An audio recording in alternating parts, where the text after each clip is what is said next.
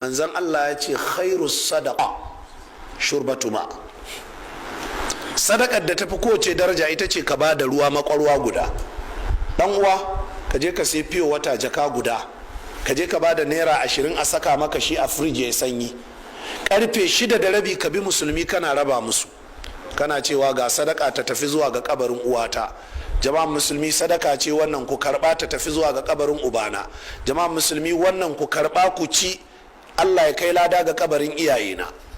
Yin haka alama ce ta cewa kai ɗa nagari ne da manzan Allah ya ce waladin salihin yad'u lahu. So nawa ka taɓa yin wannan? Yau mahaifinka shekara shi nawa da rasuwa, mahaifiyarka yau shekara ta nawa da rasuwa, wani ma bai san mahaifan nashi ba, sun mutu yana karami. Har yanzu akwai girman haƙƙi a kansu dangane da kai. Annabi sallallahu alaihi wa alihi sallama ya ce au ilmin yuntafa'u bihi, ko ilimin da ake amfana.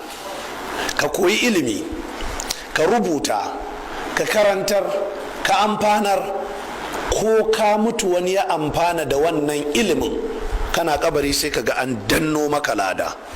Sai annabi ya ce au sadaqatin jariyatin, ko sadaka mai gudana. Ka gina masallaci, ka gina makaranta,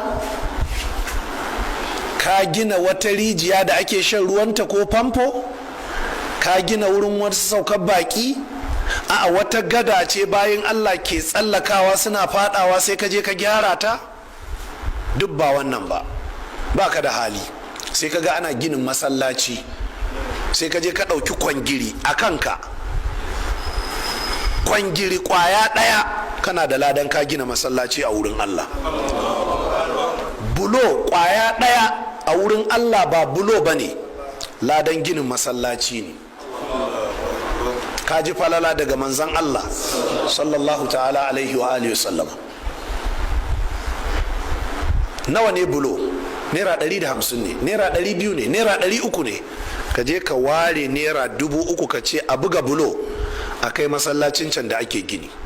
Ka je ka sai siminti buhu 5 buhu 10, ka ce ga masallaci can ana gini, ga makaranta can ana gini, ku je ku kai musu, ku ce wani bawan Allah ne.